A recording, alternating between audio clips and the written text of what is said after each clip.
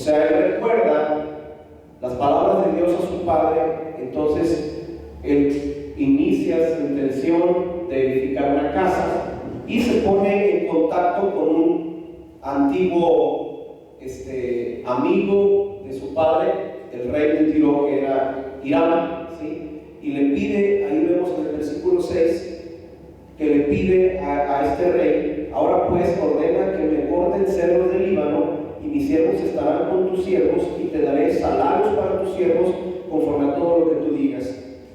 O sea, hace una alianza con el rey Hiram, ¿sí? Dice: yo necesito estos cedros del Líbano para edificar casa al Señor, y además para edificarse casa a él, porque edificó casa al Señor, pero también se edificó casa a él, y eso lo vamos a ver en un momento. Y hace alianza con este rey, y el rey acepta, ¿sí? El rey acepta y empieza a enviarle la madera que él necesitaba, y como resultado pues se pagaba salarios, porque había necesidad en el reino de Irán, entonces eso le convenía, ¿sí? Entonces hace esa alianza, eso lo vemos en el versículo 11, ¿sí? Salomón daba a Irán 20,000 coros de trigo como alimento para su casa, y 20 coros de aceite batido. Esto daba Salomón a Irán año tras año. Entonces se establece una alianza, ¿verdad? Luego en el capítulo 6, ¿sí? El capítulo 6 dice: y sucedió, versículo 1, que en el año 480 después que los hijos de Israel salieron de la tierra de Egipto, en el cuarto año del reinado de Salomón sobre Israel, en el mes de Sif, que era el segundo mes, comenzó a edificar la casa del Señor. O sea, en el capítulo 6 inicia con la narración de la edificación del templo para el Señor. Y todo el capítulo 6 narra, ¿sí? Narra la edificación del templo, con los detalles, ¿sí?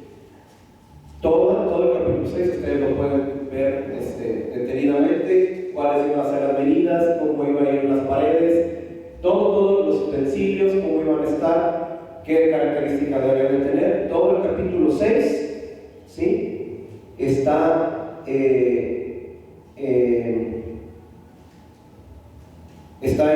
escrito. Nada más subrayamos el versículo 12, porque está en medio del trabajo. Imagínense, el capítulo 6 fueron los años que se llevó, que por cierto fueron 7 años, ¿sí? 7 años los que se llevó para edificar el templo, y eso lo vemos al final del capítulo. Pero en ese tiempo, de repente dice el versículo 11: y la palabra del Señor vino a Salomón diciendo: en cuanto a esta casa que estás edificando, si tú andas en mis estatutos, cumples mis ordenanzas y guardas todos mis mandamientos, andando en ellos, yo cumpliré mi palabra contigo, la cual hablé a tu padre David. Habitaré en medio de los hijos de Israel y no abandonaré a mi pueblo Israel. ¿Sí? O sea, hago notar lo siguiente: va pasando, transcurriendo el tiempo de reconstrucción, y de repente el recordatorio: no se te olvide que tienes que andar en mis estatutos. No se trata, yo lo entendí así, o sea, no se trata de lo bonito que va a quedar esto, sino que tu corazón no se desvíe, ¿verdad? O sea, creo que es muy clara la idea. O sea, porque Salomón estaba haciendo un templo majestuoso, una cantidad increíble de oro que estaba metiendo, increíble de maderas finas. Entonces, de repente pudo haber perdido la visión, y Dios interviene y dice: no se te olvide que debes andar en mis estatutos, que debes estar en mis ordenanzas, ¿sí? Porque si no, voy a dejar de respaldar tu reino. Lo vuelve a decir, y termina el versículo 38 diciendo, al final del versículo 38 dice: la edificó pues en 7 años, ¿sí? Pero, y yo aquí lo veo como un pero, yo creo que sí. El capítulo 7, Salomón se hace un palacio. Y tardó 7 años en edificar el templo, y tardó 13 años en edificar su palacio. O sea, creo que es claro que vemos que Salomón empezó a desviar su corazón de lo que Dios quería. ¿sí? O sea, no fue lo peor, porque además, para edificar tanto el templo como su palacio, pues cargó al pueblo, o sea, le cargó la mano al pueblo, ¿sí? En mano de obra y impuestos, y le cargó la mano al pueblo, y eso lo vamos a ver más adelante. Entonces, si ya con construir el pueblo era bastante trabajo, construir el templo, perdón, era bastante trabajo, y todavía hacerse un palacio, yo creo que fueron de los errores de Salomón, ¿sí? Ustedes medítenlo. En el capítulo 7 vemos el capítulo 7 la descripción de su palacio, todo el capítulo 7 la descripción de su palacio, ¿sí? Y cada una de las características ahí las detalla, ¿sí? Pasamos al capítulo 8. Entonces ya está construido el templo, ya está construido el palacio, ¿sí? De Salomón. Ahora en el capítulo 8, la intención de Salomón de trasladar el arca al palacio, perdón, al templo, ¿sí? Porque era el lugar donde, o sea, el templo fue construido para el arca del Señor, ¿sí? Entonces ahí nos narra en el versículo 5: y el rey Salomón y toda la congregación de Israel estaban reunidas ante él, estaban delante del arca, sacrificando tantas ovejas y bueyes que no se podía contar ni numerar. Fíjense, o sea, trasladan el arca de donde estaba, de la tienda donde estaba, la están trasladando al templo. Me llamó mucho la atención esto, que dice, sacrificando tantas ovejas y bueyes que no podían contar ni numerar. El hecho de mover el arca de un lugar a otro trajo como consecuencia un montón de sacrificios. Yo no sé si a ustedes les viene la idea del temor que había de estar a la presencia del Señor. O sea, ¿se acuerdan del pasaje donde nada más por tocar el arca cayó fulminado este hombre? Bueno, entonces esto ya estaba en el pensamiento, en el corazón del pueblo de Israel. Entonces estaban sacrifica animales, porque sabían que era una tremenda responsabilidad mover el arca de un lado al otro, ¿sí? Era una tremenda responsabilidad. Y dice ahí que había tantos sacrificios que no se podían contar, ¿sí? Por si las dudas, por si pecaban en el camino, por si hacían algo mal. O sea, aquí sí vemos un temor a la santidad de Dios. O sea, vemos un temor muy reverente a Dios. No se trataba de mover. Acuérdense cómo trataron los filisteos el arca, ¿sí? Cómo trataron el arca. La abrieron y le metieron ahí regalos para regresarla, ¿se acuerdan? Le metieron los regalos, no sé si lo leyeron, lo dejé pendiente. Lo leyeron, eran unos objetos hechos de oro, ¿sí? Y si no mal recuerdo, entre esos objetos era una rata en forma de oro. No sé si me equivoco, pero creo que sí. Porque ellos creían que con eso sí era una rata, ¿verdad? Sí, exactamente, unos ratones. Entonces, imagínense, ellos creían que con eso iban a quedar bien, ¿no? Y porque no tenían el conocimiento de que ese lugar era un lugar era el lugar donde se manifestaba la presencia de Dios, un lugar santo. Entonces aquí el pueblo sí lo está entendiendo de esa manera. Bueno, nada más quería destacar esa parte. Ya una vez que el arca llega a su lugar, vemos en el versículo 10 y 11 que dice: y sucedió que cuando los sacerdotes salieron del lugar santo, la nube llenó la casa del Señor, y los sacerdotes no pudieron quedarse a ministrar a causa de la nube, porque la gloria del Señor llenaba la casa del Señor. O sea, podemos entender esto como que el Señor estuvo satisfecho con esa obra, ¿sí? Llenó el lugar santo. La nube, recuerden que la nube de humo representa ese misterio de que Dios no lo podemos conocer completamente, ¿verdad? Pero al mismo tiempo nos representa la presencia de Dios. Entonces ya estaba el arca en el lugar que se había destinado, y obviamente eso trae un regocijo tremendo a Salomón y al pueblo. Y a partir del versículo 27, ¿sí? A partir del versículo, no es cierto, a partir del versículo 23, ahí en el capítulo 8, a partir del versículo 23, vemos unas palabras de Salomón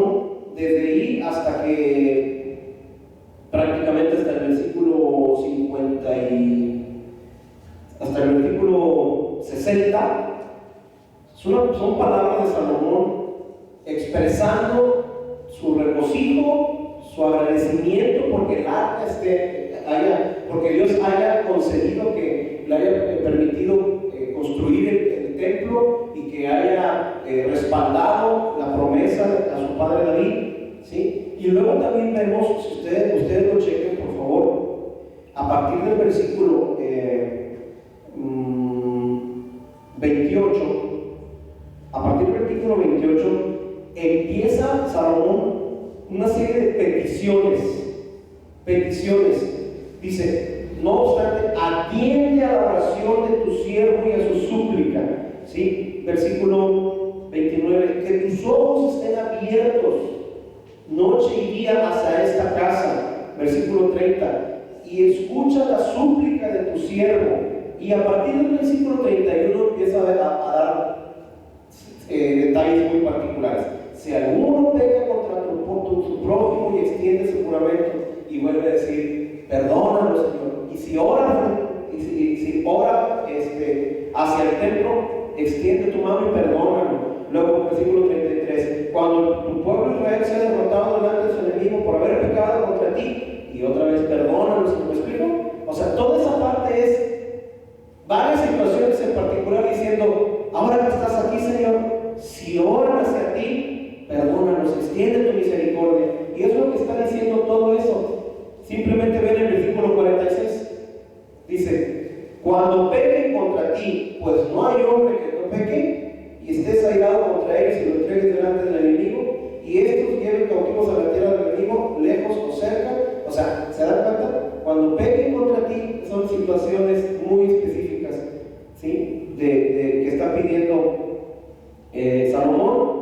Luego, a partir del versículo 56, es esa oración con la que empezamos la reunión del día de hoy, ¿sí? Donde es más bien una alabanza y una petición de que Dios siga respaldándolo, ¿sí? Y termina prácticamente el capítulo 8 con esas palabras de Salomón. Yo les recomiendo que lo lean completo, que está muy, muy interesante todo lo que dijo Salomón una vez que ya quedó terminado el templo y el arca quedó en su lugar. En el capítulo 9 es la respuesta de Dios a las palabras de Salomón, ¿sí? O sea, fíjense lo que dice, versículo 3: y el Señor le dijo: he oído tu oración y tu súplica. ¿Se fijan que era súplica? Que has hecho delante de mí. He consagrado esa casa que has edificado, poniendo ahí mi nombre para siempre en ella. Estarán mis ojos y mi corazón perpetuamente. Y en cuanto a ti, si andas delante de mí como anduvo tu padre David, en integridad de corazón y en rectitud, haciendo conforme a todo lo que te he mandado, y guardas mis estatutos y ordenanzas, yo afirmaré el trono de tu reino. Versículo 6: pero si en verdad vosotros o vuestros hijos os apartáis de mí y no guardáis mis mandamientos y mis estatutos que he puesto delante de vosotros, y os vais y servís a otros dioses y los adoráis, entonces cortaré a Israel de sobre la faz de la tierra que les he dado. ¿Sí? O sea, ya una vez que termina de orar Salomón, Dios le contesta, ¿sí? Le dice que ha escuchado súplica, que sus ojos estarán ahí, que él promete tener su presencia ahí a todo lo que él pidió, pero que debe seguir sus ordenanzas y sus estatutos para que él cumpla con su promesa. O sea, era un pacto que Dios estaba haciendo, pero dependía de que Salomón cumpliera con su obediencia, ¿sí? El capítulo 10, ustedes lo conocen, el caso de la reina de Sabá, ¿verdad? Una reina de otra nación que escucha sobre la sabiduría de Salomón y va y lo visita y le lleva un montón de regalos y se queda súper sorprendida de todo lo que dice ahí. Todo lo que ella preguntaba, Salomón no contestaba. No hubo nada que ella no preguntara que Salomón no contestara, y la reina se fue muy contenta. No dice más, ¿verdad? Versículo 11. Pero, los famosos peros, el rey Salomón, además de la hija de Faraón, amó a muchas mujeres extranjeras. Vean nada más esto: moabitas, amonitas, edomitas, sidonias e hititas. O sea, no se conformó con pecar teniendo por mujer a la hija de Faraón, y ya por sí, o sea, la hija de Faraón, de aquellos que los mantuvieron cautivos. O sea, no se conformó con eso, todavía tomó por mujeres a todas estas mujeres, ¿sí? De las naciones acerca de las cuales el Señor había dicho: no os uniréis a ellas, ni ellas se unirán a vosotros, porque, fíjense por qué, porque ciertamente desviarán vuestro corazón tras sus dioses. Ese era el problema, ¿sí? Dios había advertido: tarde o temprano van a hacer que dejen al Señor por causa de ellas. Lo están advirtiendo, ¿sí? Pero lo que dice, pero Salomón se apegó a ellos con amor. Ese fue el mayor problema de Salomón: las mujeres. No las mujeres en sí, no, las mujeres extranjeras, ¿sí? O sea, y dice ahí, versículo 3, tuvo 700 mujeres que eran princesas, o sea, sus esposas, y 300 concubinas, y sus mujeres desviaron su corazón. Escuchó un pastor que dijo: una mujer es suficiente para desviar el corazón de un hombre. Una. O sea que Salomón se agregó 999 tentaciones gratis. Y es la verdad. O sea, un hombre, ¿sí?, que se une a una mujer incrédula es una tentación suficiente para desviarse de la fe. No estoy diciendo que lo que sea, pero es una tentación muy grande para desviarse. Una mujer que se una a un hombre incrédulo es una tentación muy grande para desviarse. Ahora imagínense, Salomón tuvo 990 y tantas más tentaciones. Pues obviamente los resultados ahí están.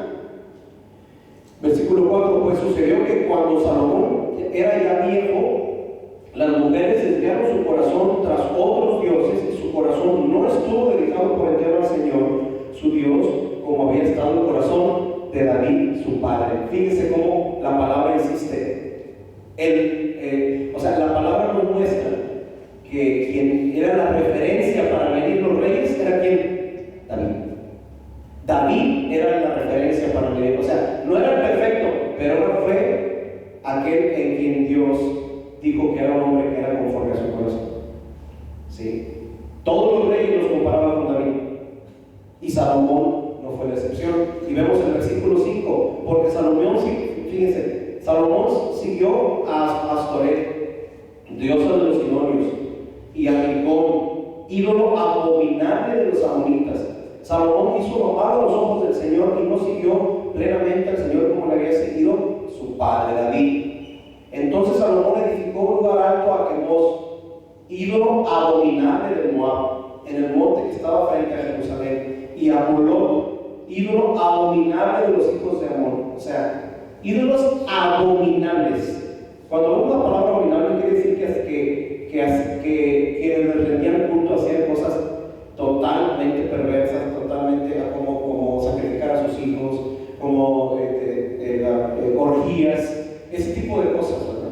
Eran abominables. Y Salomón, por amor a sus mujeres, permitió, y no solamente permitió, levantó altares para que sus mujeres adoraran a sus dioses. O sea, no fue poco el pecado de Salomón, si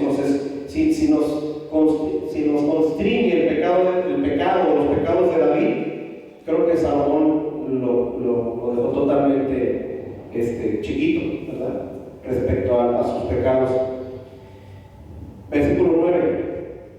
El Señor se enojó con Salomón porque su corazón se había apartado del Señor, ¿sí? Versículo 11. Y el Señor dijo a Salomón: porque has hecho esto y no has guardado mi pacto y mis estatutos que te he ordenado, ciertamente arrancaré el reino de ti y lo daré a tu siervo. Pero fíjense en el versículo 12: sin embargo, no lo haré en tus días por amor a tu padre David. O sea, te voy a arrancar el reino, ¿sí? O sea, lo voy a dividir días, va a ser cuando tú mueras. Todavía voy a tener misericordia contigo. ¿Pero sabes por quién? Por tu padre David. ¿Saben qué vemos aquí?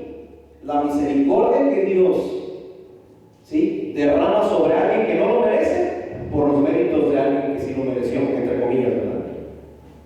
David. Dice, voy a tener misericordia de ti por David.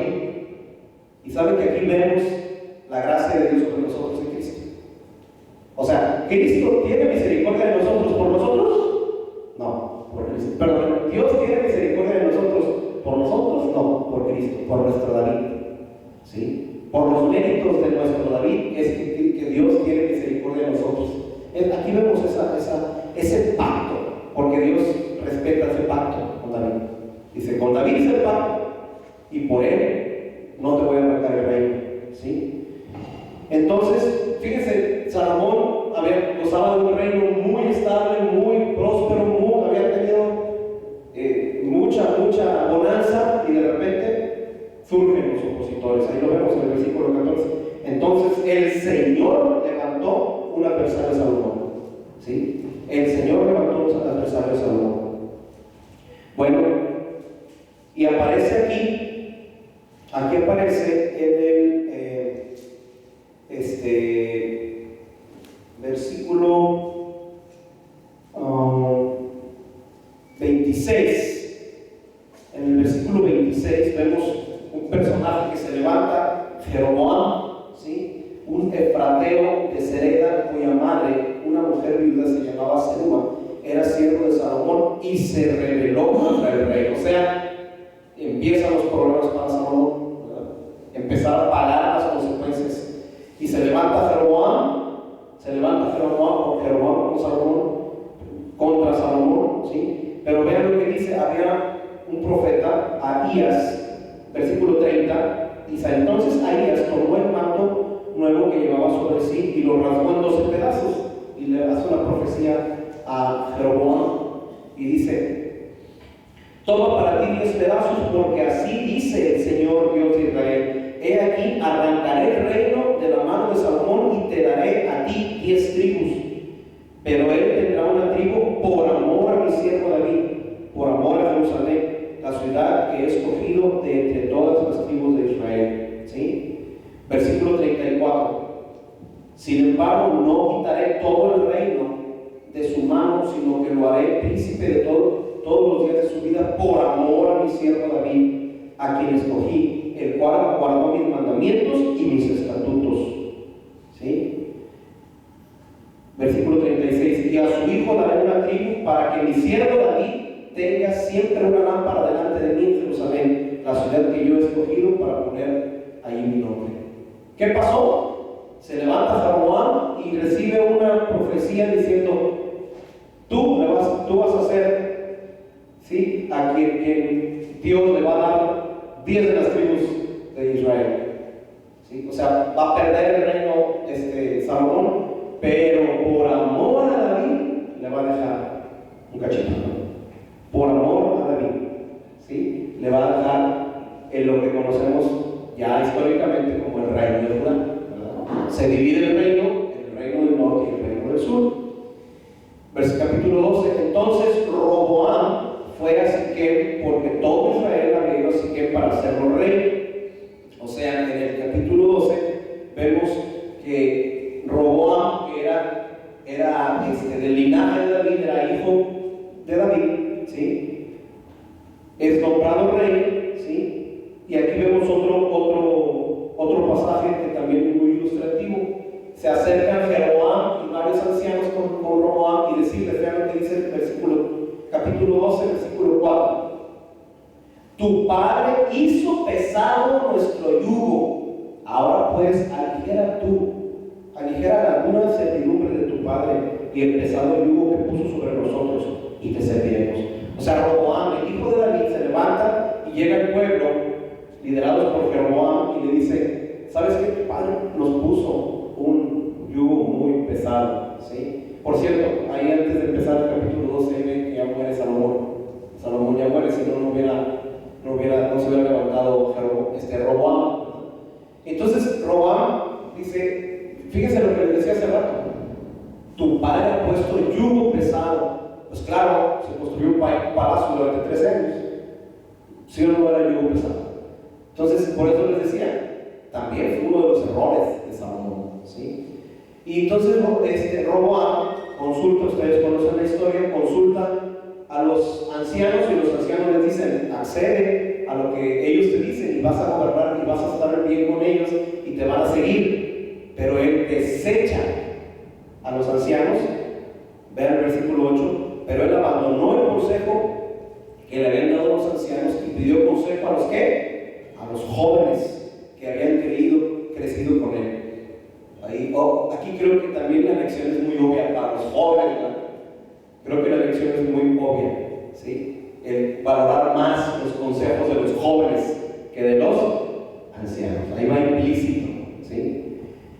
¿Y qué fue lo que dicen los jóvenes? Los jóvenes le dicen: no, tú diles que si tu padre fue duro, tú vas a ser peor de duro. Y él se levanta así como, acuérdense que es un rey que va empezando, entonces quiere demostrar poderío, quiere demostrar fuerza, pero obviamente mal asesorado. ¿Y qué sucede? Pues que dice lo que le dicen los jóvenes como para que se levante su figura, y eso hace que lo desechen. Y ahí es donde se rompe, ahí es donde se divide el reino. Fíjense lo que dice el versículo 16. Cuando todo Israel vio que el rey no les escuchaba, el pueblo respondió al rey diciendo: ¿qué parte tenemos nosotros con David? No tenemos herencia con el hijo de Isaí. A sus tiendas, Israel. Mira ahora por tu casa, David. Y todo Israel se fue a sus tiendas. Y lo vemos en el versículo 19. Así Israel ha estado en rebeldía contra la casa de David hasta hoy. O sea, el reino se divide, ¿sí? Todos los que fueron rechazados por Roboam siguen a Jeroboam, ¿sí? Y Jeroboam se los lleva al norte e inicia a reinar el reino de Israel, y Roboam se queda en el sur solamente con la tribu de Judá y la tribu de Benjamín. O sea, 10 tribus en el norte del reino de Israel, 2 tribus en el sur, que son la tribu de Judá y la tribu de Benjamín. Y la tribu de Benjamín es donde está el hijo, reinando el hijo de David. Y la tribu del norte, las tribus del reino del norte, tienen un rey que no es del linaje de David, ¿sí? Ahora, vemos qué pasó en el norte, ¿sí? Jeroboam, ¿sí? Jeroboam ve que pues ya tiene a su pueblo, pero tenía que ir a Jerusalén a adorar. Jerusalén estaba al sur. En sus mapas de sus Biblias, vean en donde están las tribus y van a ver que Jerusalén, donde están los dos reinos, Jerusalén está casi en la frontera entre los dos reinos, pero tenían que bajar hasta Jerusalén, entonces se acercaban mucho al reino del sur. Entonces dice Jeroboam: no vaya a ser que me los vayan a jalar, ¿verdad? Y convencer. Entonces lo que hace es que les pone, fíjense lo que dice versículo 28: y el rey tomó consejo, hizo 2 becerros de oro y dijo al pueblo: es mucho para vosotros subir a Jerusalén. He aquí pues los dioses, oh Israel, los cuales te hicieron subir de la tierra de Egipto. O sea, para que no se cansen para ir a adorar hasta Jerusalén, ¿verdad? Yo les voy a poner aquí sus dioses, 2 becerros de oro, y puso uno al norte y otro al sur. O sea, para que no se molesten de ir a Jerusalén, ¿verdad? Pone uno en Dan, ahí lo dice, uno en Betel y otro en Dan, al norte y al sur del reino. Pero lo terrible es que les dice: aquí están tus dioses. Y lo peor de todo es que el pueblo lo hizo, ¿sí? El pueblo hizo lo que su Dios les dijo. Vamos a la mitad más o menos del libro. No sé si lo podemos, porque